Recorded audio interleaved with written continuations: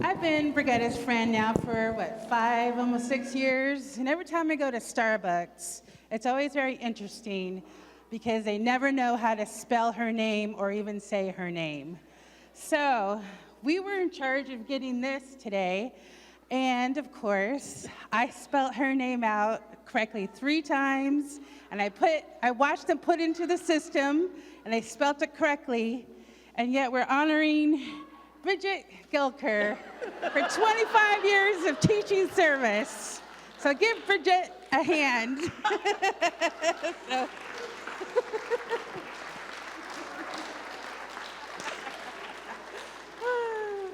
There you go. You want to say something, Rick? No, okay. Yeah. So they said they'll fix it for us, but I kind of like it that way. That's partly why she goes by Miss B as well.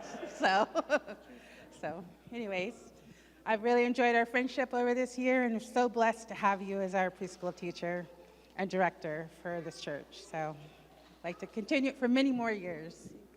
All right. If you were here when she came, we took a picture of you at King. Remember that? And then we took a picture here. We took a picture here 5, 6 years ago. No, that's all. All right. Enjoy.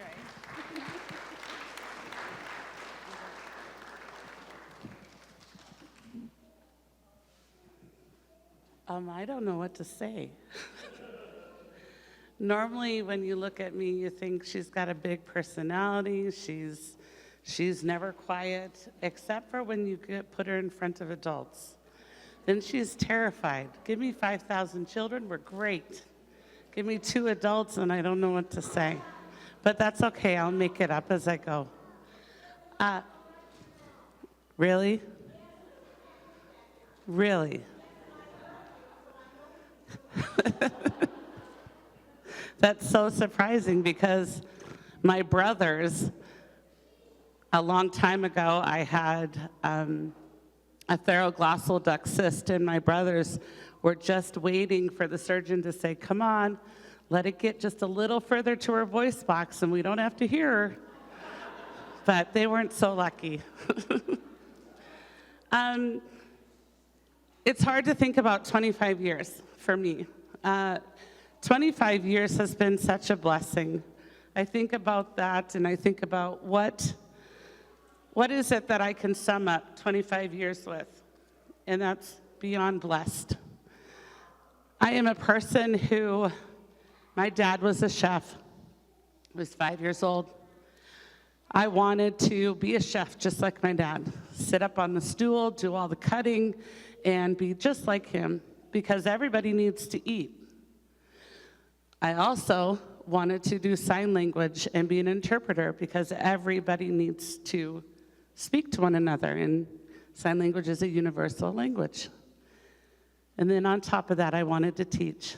And I wanted to teach because everybody needed to learn, and everybody needed to learn about Jesus, because that's what's most important. So what did I do? Oh, I also wanted to be a mom. So what did I do? Well, I didn't get to become a mom the traditional way. So instead of having 1 child of my own, I have 1,000. And that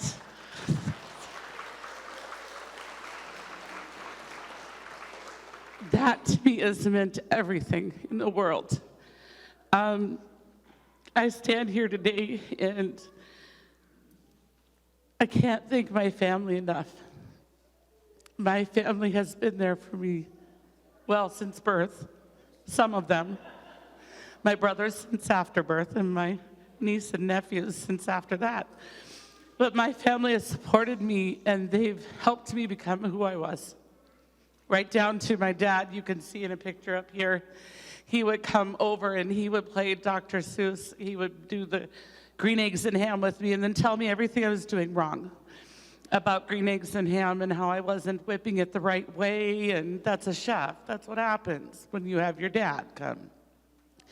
And then all the costumes you see, that's all my mom. My mom's a rock star. She doesn't ever quit. And I'm so thankful because she's done everything. All the backpacks that were up there, all the costumes that have been made, the blankets, pillowcases, all kinds of stuff. Thanks, Mom. My brothers, children, please close your ears right now. My brothers have been there. They've bought me all kinds of stuff for the classrooms. They've even gotten my niece and nephew who have been, oh, Dad, quick, there's Dr. Seuss stuff here. We got to get it. But we don't just got to get one. Auntie Brig needs at least 25. And then I would come over and there'd be this huge box, right down to my brother Josh, who, now this is children, close your ears, especially if you're in preschool with me, was Cat in the Hat on the other end of the phone when we would call up the farm. And he played it well, and he never knew when I was coming to call him on the phone. He just happened to be there. Except for this year when he wasn't there, Luther wasn't there, Hans wasn't there, and I think it was Elisa who ended up taking over this time this year. So my family has supported me through everything, and I can't thank them enough. Also, every teacher that I've ever taught with, my whole faculties. Some of them are here today. I definitely wouldn't be here without all of you.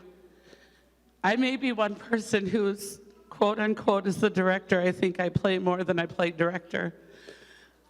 But you can't be a director without a staff. And your staff is what holds you up. And they are the highest, and I couldn't do it without them. With all of them that I've taught with. And pastors, goodness sakes, I'm lucky enough to have 2 of them here. I couldn't have done it without either of you. And all the other pastors too. Pastors, if you don't know, are the greatest. Because when you go, hey, there's a mouse in here, somebody take care of that before I leave. They come over and they take care of it for you. You ask them, this is loose over here, can you help that? Or in the case of Pastor Wilkins, this computer is going to be thrown out the window unless somebody can fix it and make it do what I need it to do. I can't tell you how many countless times that he's come in to do that. And then, counsel of Pastor Swanson, just always there. And Vaughn, I'm not going to forget you. You've been there too. You've been there since I was in diapers, frankly. So I'm sorry. You've seen a lot of me. And then, parents. I can't do what I do without you. Every parent out there. Every parent of every child I've ever taught. I've been blessed to teach preschool, kindergarten, first, second grade. I subbed in the middle schools. I've worked with the high school and coached them and taught there a little bit. And then I worked with kids everywhere, and I'm lucky enough to work with other teachers throughout our whole synod. It's one thing I've never, ever regretted in my life is being a teacher. And parents, you are the first teachers. You're the best teachers of all. I learn through you and through your kids each and every day. So many of my kids have come with Down syndrome. They've come with autism. They've come with trach tubes and J tubes and this tube and that tube. And my heart will stop if I'm, laying down on the ground too long. And through them, I've learned everything. Every part of who I am today is through them, through everything they've overcome in life. And one of the, couple of stories, sorry, apparently I have a lot to say. Who knew I needed this? I didn't. But one of my students, he came from Thailand. His name was Vashon. He came not knowing any English whatsoever. In fact, he was a 4-year-old in a stroller where his mom fed him every day. And he came to school and I told him, dude, this isn't gonna work. You have got to feed yourself. Let me introduce you to a fork. And we got him to feed himself and did sign language, and he learned a whole bunch of English. His favorite thing was to come and sit in Bible story time, and he would sit right in front. And he wanted to learn so much. His mom sat in our church, which was right next door, and she would thumb through the Bible and the hymnal and just kind of read through it and wait for him to get out of school. One day he comes to me and he says, "Miss Guelker, you got to tell me more about Jesus. Mom wants to know." And they come from a country that God doesn't belong there. In fact, they could be killed for it. Mom came in, we talked quite a while. I introduced her to pastor, talked quite a while. They had to go back because they were on a work visa. Vashon goes, "I want my Bible books to go with me." So we took the Bible books. We disguised them the best that we could so they could get through in his suitcase. And his mom said, "Before we leave, can you baptize us?" So pastor came in and they were baptized. They left, and about a month later, I get a phone call from them, and her mom said that Vashon, now at age 5, was sitting in their house, and all the neighborhood kids came over, and their parents, and he was teaching them about Jesus. That's what Jesus means, to go out and teach everybody. And that to me has been the biggest blessing of my life, is to have him go on and teach. Second blessing, you can see up here, there's one boy that is little, and he gets bigger and bigger. His name is Malachi. I had the privilege to teach him and his sisters. And his one sister, she had the trach tube, and I learned, in case you didn't know, every child should have a J tube, because you just take a syringe full of cold water, shove it in there, and instantly a fever's gone. Everybody should have one. It's the coolest thing. But Malachi, he told me when he was in preschool, Miss B, actually he called me Miss Brigetta. I've gone by a lot of things. He goes, "Miss Brigetta, I'm going to be a teacher, just like you when I grow up." And I'm like, "Yeah, sure you will. You'll be a great teacher." Nope. Today I can call him a colleague. He graduated this year, and he's teaching this year in Wisconsin. And he said to me at graduation, "Miss Brigetta, I now get to teach those little lambs about Jesus." I'm blessed beyond belief.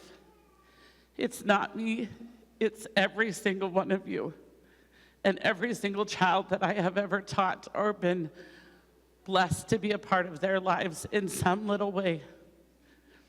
And the biggest thing to me is I had a child say to me, "Miss B, I remember all those years ago when you told me," and I've told every student since, "If not me, then who?"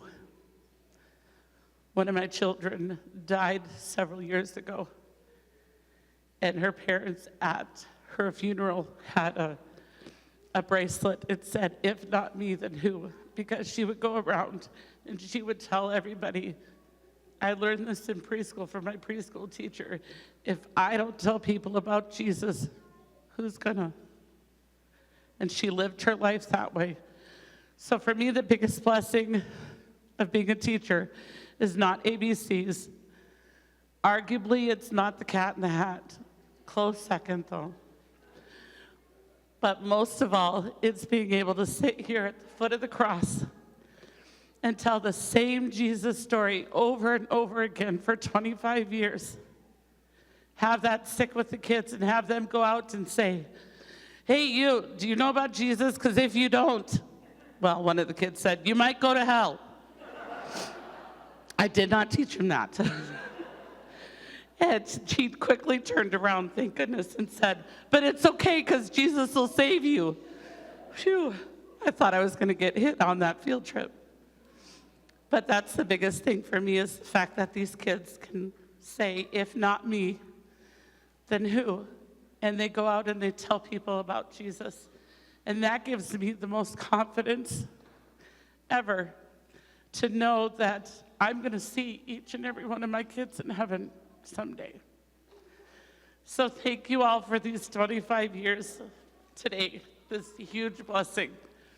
And God willing, there'll be another 25. Or, God help us, there'll be another 25. One of those two. So thank you.